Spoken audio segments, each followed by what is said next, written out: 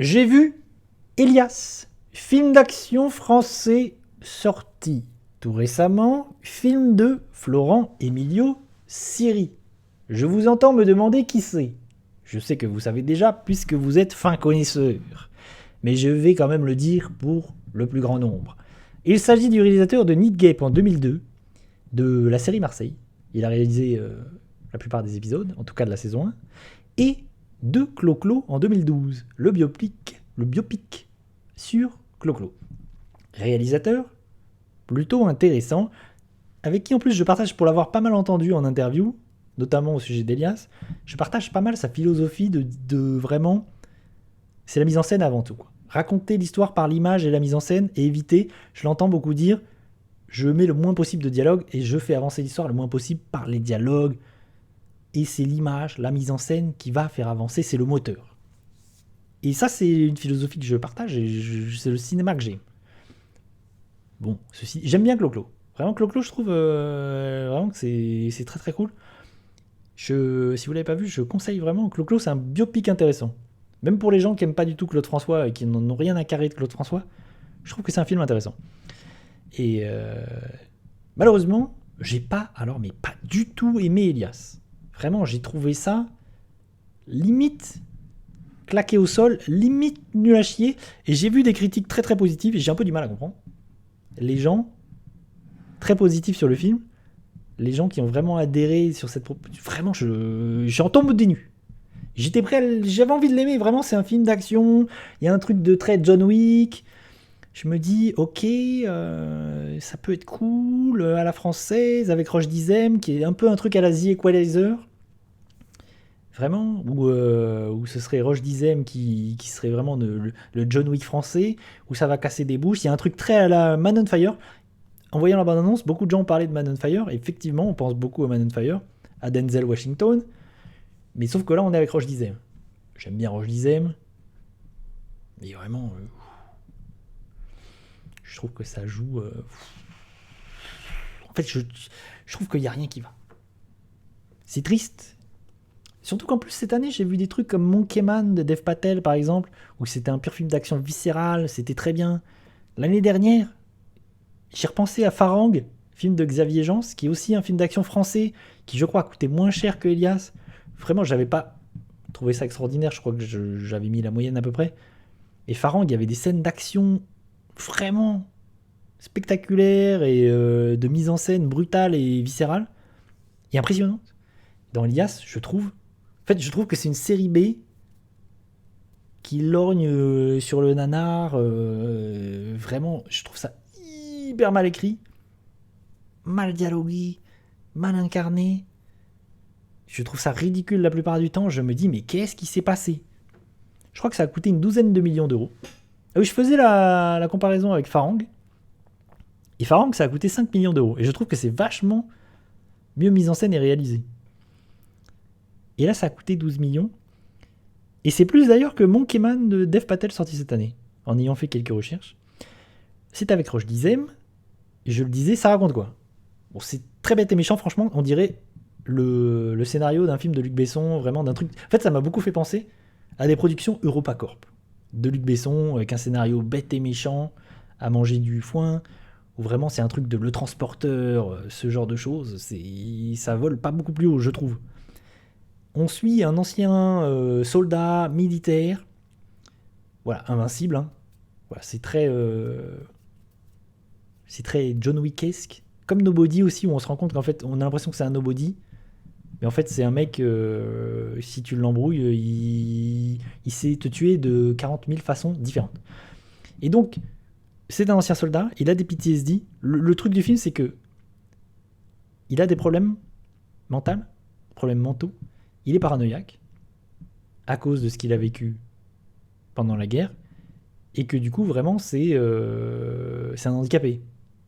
Il est littéralement paranoïaque, et à un moment donné, ça devient presque un super pouvoir, c'est-à-dire qu'il a une hypersensibilité à tout ce qui l'entoure, vraiment, il a une acuité particulière, parce qu'en fait, tout pour lui devient étrange, bizarre, il voit des choses, il voit des signes partout. Et je trouve qu'il y avait une idée intéressante. Vraiment de se dire, ok, on va pouvoir jouer avec le spectateur en essayant en tant que spectateur, de dire qu'est-ce qui est vrai, qu'est-ce qui est faux dans le film, qu'est-ce que le personnage Elias voit dans sa tête en fait, est-ce qu'il imagine des choses, est-ce que ce que je vois c'est vraiment la... Il y avait un truc à faire avec ça, je trouve que le film l'utilise très peu et très mal. Et c'est dommage. Vraiment. Et du coup, ce personnage qui est un peu paumé au début, tu comprends qu'il est paumé, il est perdu. Il a été cassé par la guerre, par la vie. Et un jour, on va lui offrir un job de vigile, je crois. C'est ça, il devient vigile, garde du corps, plus ou moins, pour une famille richissime, tu comprends, venir de Moyen-Orient. Et il doit protéger cette famille, où on a un père, une mère et une enfant, une jeune fille qui a 13, 14 ans, et il va se lier d'amitié plus ou moins avec la gamine. Ça, je vais le dire tout de suite, je trouve la relation fonctionne pas du tout. Je trouve que la construction fonctionne pas, j'y crois pas. Je trouve la gamine mauvaise. Roche Dizem, pareil. Roche Dizem, je trouve que c'est un bloc de granit qui fronce les sourcils. Je trouve qu'il se passe rien. Pour moi, ça marche pas. C'est peut-être juste moi et je sais pas perçu le film, j'ai pas reçu le film comme il fallait, mais vraiment, je trouve que ça marche pas du tout. Roche Dizem, je l'aime beaucoup, mais je le trouve hyper mauvais. Je trouve ça, moi, je trouve tellement c'est ridicule, ça m'a fait marrer, quoi. Vraiment, je pense que le film, il est hyper sérieux, très premier degré. En fait, je trouve tellement ça ridicule et pas bien joué, et le scénario tellement nul. Vraiment, je vais dire ce que c'est le scénario, je vais spoiler. C'est qu'à un moment donné, en fait, on comprend que la gamine et sa mère, en fait, elles se sont échappées, et tu comprends que voilà, c'est un grand prince, enfin c'est un roi du Moyen-Orient, qui en fait voulait marier sa fille à un vieux daron d'une cinquantaine d'années, et que du coup la fille et sa mère se sont enfuies, se réfugient en France, et qu'en fait elles vivent là en France avec quelqu'un qui n'est pas le père de la fille. Et elles essayent d'échapper en fait à ce tyran, à ce dictateur, qui veut marier la gamine de force. Et donc il envoie des soldats pour la ramener. Donc Elias il se retrouve dans ce bourbier où il y a plein de gens armés jusqu'aux dents, des tueurs d'élite qui viennent pour kidnapper la gamine. Et lui il est là. En fait ils vont tomber sur un os parce que lui c'est l'os. Lui il est là, ok. Moi je suis un dingo dans ma tête, j'ai des PTSD, je suis paranoïaque, je vais tous vous baiser. Et il va baiser tout le monde, et il va emmener la fille avec lui, et il va aller jusqu'à un truc de ouf, où il y a une scène à un moment donné, littéralement à la fin, où tu le vois prendre l'avion, sauter en parachute, atterrir, t'as l'impression tu te dis ok sur un truc où t'as l'impression que c'est Dubaï, il arrive sur une grande tour à Dubaï, franchement je trouve, le film il a envie d'être spectaculaire et d'être impressionnant, et je trouve tout le temps que c'est pas très spectaculaire, au contraire je trouve ça un peu ridicule. Et j'y crois jamais en fait. À un moment donné, en 4 secondes, il part, bam, au Moyen-Orient, il se retrouve dans une tour, tu sais pas ce qui... pour venir rechercher la gamine qui a été kidnappée. J'étais là, mais à la fin, franchement, j'étais... Le film, j'y croyais plus du tout. Vraiment, je croyais plus du tout dans ce que je voyais. Pour moi, et le pire, parce que c'est un film d'action, moi, si le film d'action, il me vend des scènes spectaculaires, chorégraphiées, des trucs impressionnants, je dis ok. Mais là, jamais, je trouve, il n'y a pas d'idée. Il n'y a pas d'idée de chorégraphie, il n'y a pas d'idée de scène d'action.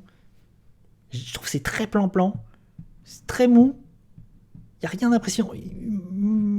Bordel, j'ai vu John Wick 4 l'année dernière, bon ben, Elias, zéro. Farang, c'était mieux. Je parlais de Farang. Monkey Man, 1000 fois mieux. Vraiment, je vois pas ce qu'il y a d'intéressant en termes d'action dans le film. Je trouve tout très plat, tout très déjà vu. Il n'y a pas d'idée. Vraiment, j'ai vu beaucoup de gens trouver ça cool. J'ai du mal à comprendre. Vraiment, j'ai beaucoup de mal à comprendre pourquoi est-ce que les gens trouvaient ça cool alors que je trouve ça...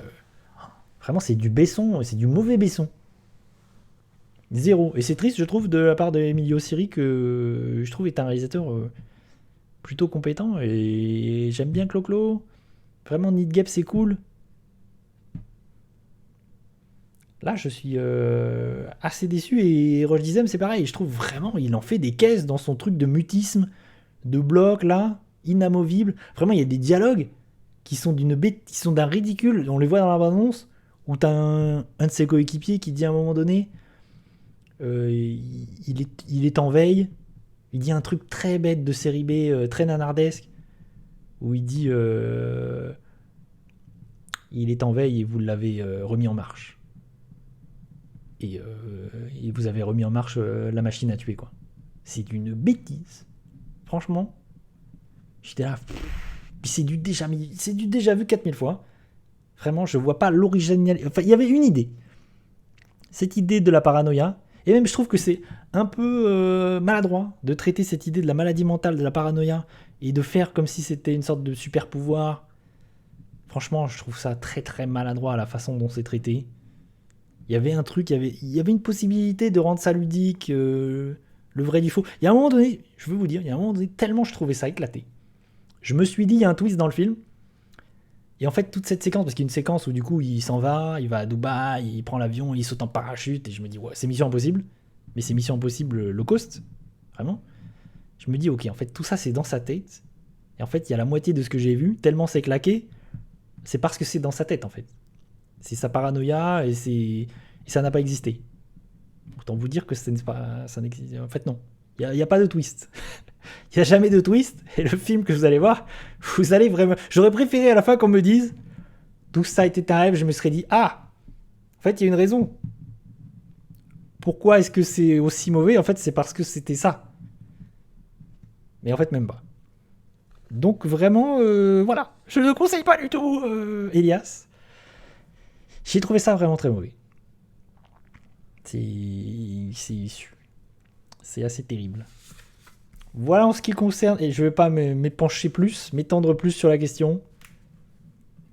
Pour le coup, je l'ai entendu dire, ça c'est marrant, bon, je vais m'arrêter là-dessus, je vais finir là-dessus, c'est que j'ai entendu Emilio Siri en interview dire ouais c'est un vrai film de cinéma, il a ça, voilà, allez le voir en salle. Et moi je me suis dit mais en fait ça ressemble à un DTV en fait. Vraiment c'est typiquement un film de DTV, de plateforme de streaming où en fait je me dis au cinéma, je vois pas pourquoi ce serait. Vraiment, il n'y a rien. C'est pas John Wick 4, quoi. Donc vraiment, ça ressemble à un DTV. Je sais pas pourquoi ça arrive au cinéma. C'est assez terrible. Voilà, Elias, c'était pas très bien. Mais peut-être que il y a des gens que. Il y a peut-être des gens qui vont y trouver leur compte et qui vont kiffer Roche Dizem qui met des mandales. Peut-être.